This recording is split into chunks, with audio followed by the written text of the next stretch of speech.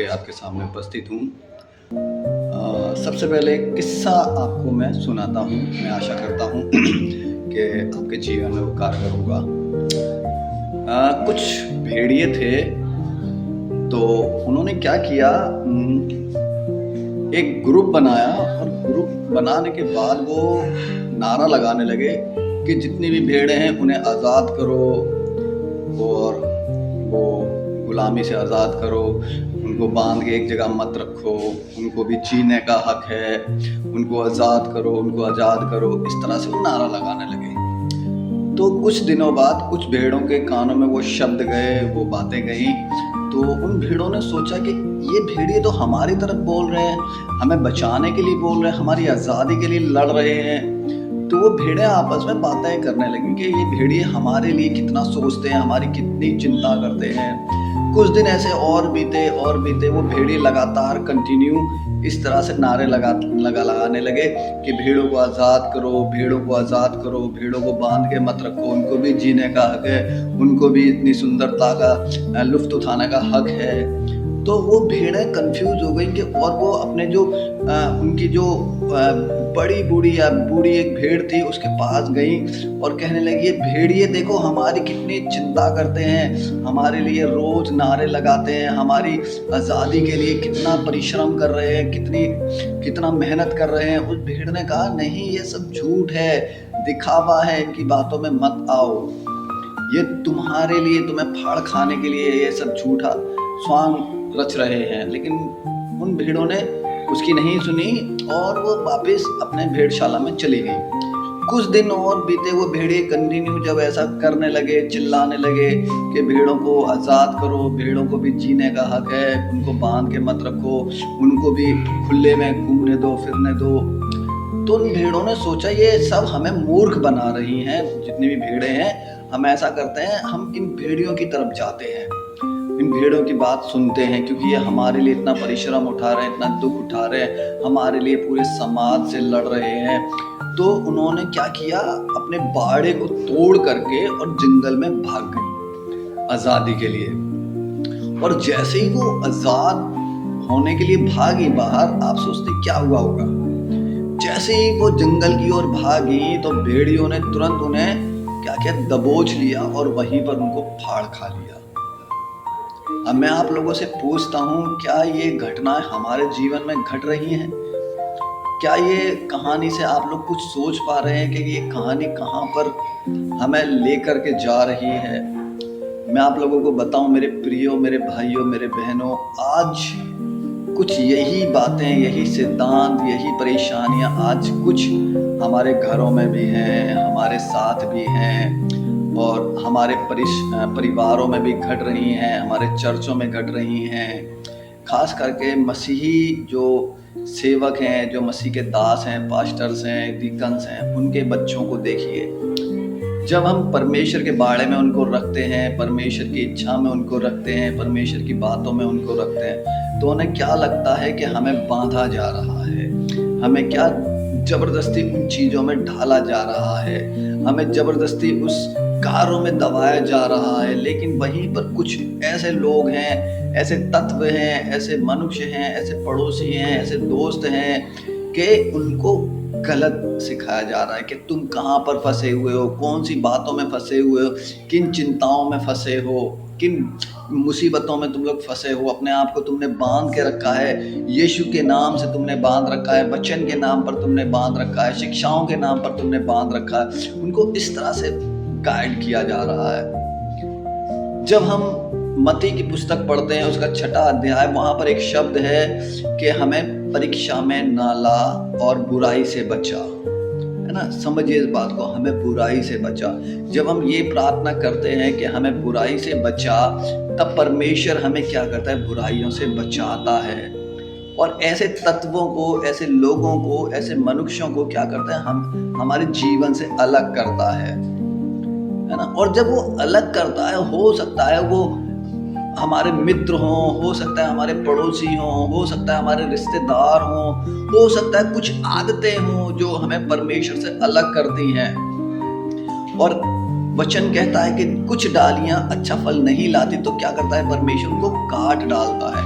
और जब वो चीज़ों को परमेश्वर हमसे अलग करता है, उन डालियों को काटता है, उन आदतों को हटाता है, उन मित्रों को हटाता है, उन दोस्तों को हटाता है, उन रिश्तेदारों को हटाता है, तो कुछ क्षण के लिए हमें दर्द होता है, हमें दुख होता है कि परमेश्वर ने ऐसा क्यों किया।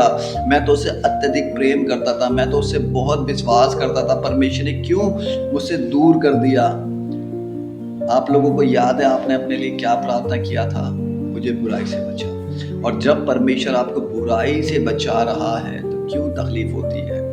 भजन संहिता 119 उसका 105 में कहता है, तेरा वचन मेरे पाँव के लिए उजियाला है ना? मेरे पाँव के लिए दीपक है और मेरे मार्ग के लिए उजियाला है। जब परमेश्वर का वचन हमारे मार्ग के लिए दीपक है और हमारे पाँव के लिए उजियाला है, तो हमें ठोकर क्यों लग सकती है?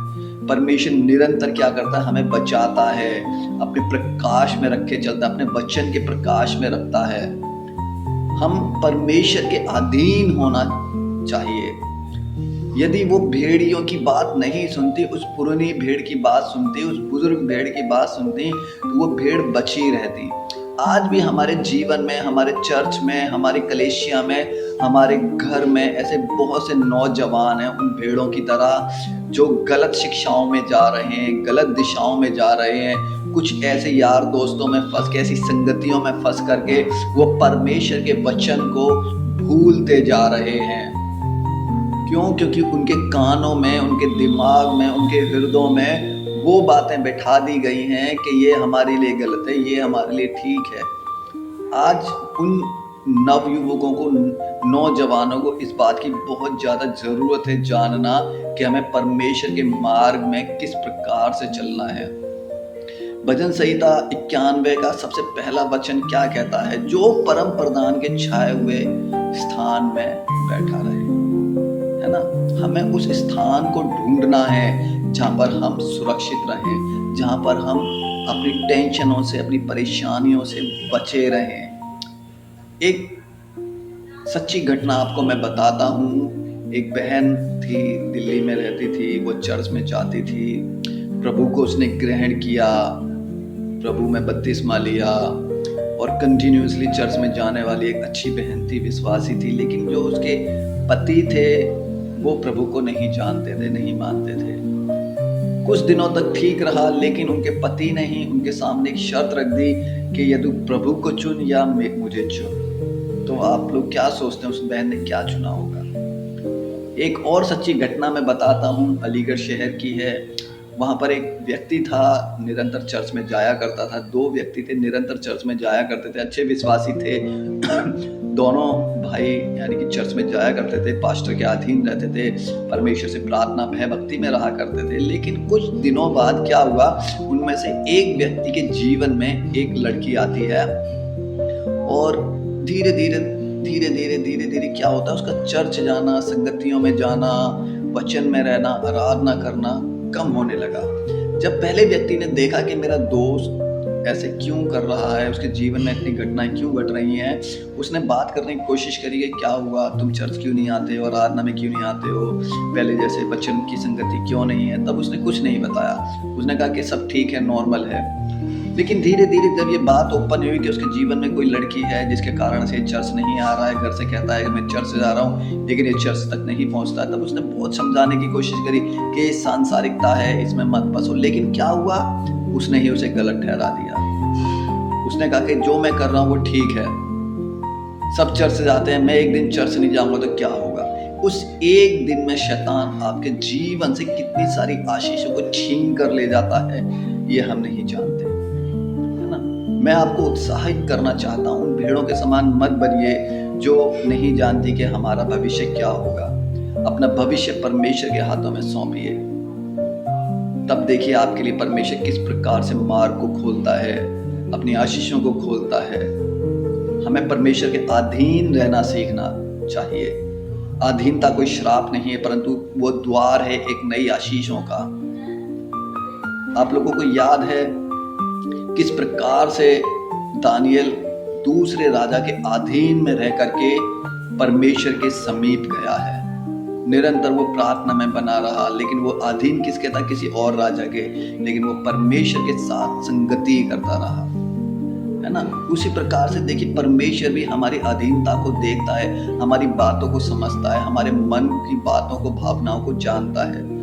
तो मैं आप लोगों को उत्साह करना चाहूँगा और मैं आप लोगों के लिए प्रार्थना भी करता हूँ कि परमेश्वर जो जो इन बातों को सुनते हैं, समझते हैं, परमेश्वर उनके मन को खोले, हृदय को खोले। और यदि आप लोग चाहते हैं कि मैं आपके लिए प्रार्थना करूं तो आप प्लीज़ कमेंट करके बताइएगा कि मैं आपके लिए, आपकी संगतियों के लिए, आपकी कलीसियाओं के लिए, आपके लोगों के लिए प्रार्थना करूं, तो मैं बोझ के साथ आपके लिए प्रार्थना करूंगा। तो प्लीज़ अपना ध्यान रखिएगा, ख्याल रखिएगा। मैं चाहता हूं आप लोग निरंतर प्रार्थना में बने रहें। मैं फिर आपसे जल्दी ही मिलूंगा कुछ नए उदाहरणों को लेकर के, नई गवाहियों को लेकर के, नई बातों को लेकर के। तब तक के लिए आप अपना ख्याल रखिए। परमेश्वर आपको आशीष दे। जय मसीह। Praise the Lord.